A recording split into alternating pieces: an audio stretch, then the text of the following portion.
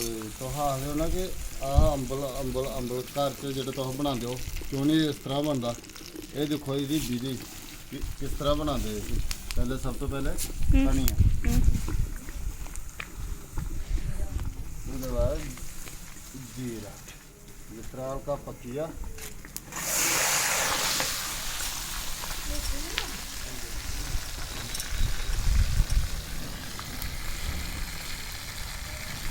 मेथी,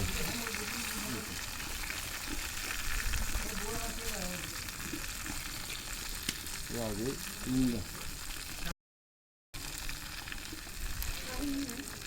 powder हो चाहे चाहे इन पाउडर हो चाहे सुक्की इन हो।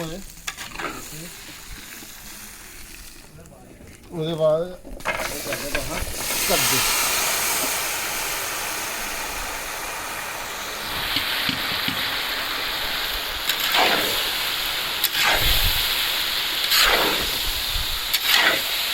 नमक और स्वाद अनुसार गुड़, और उसके बाद इमली भी पानी ना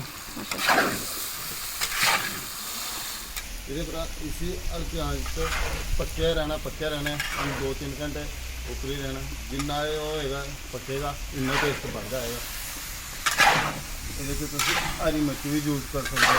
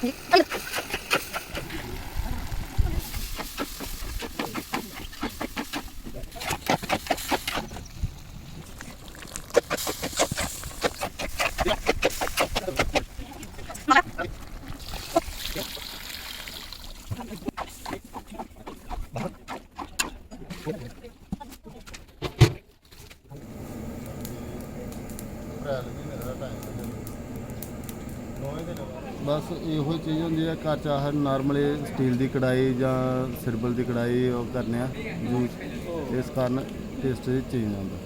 बाकी हल्की आंच पकता रहना 2-4 घंटे तक। घर च अस गैस 15 मिनट करके फिर बंद कर देंगे।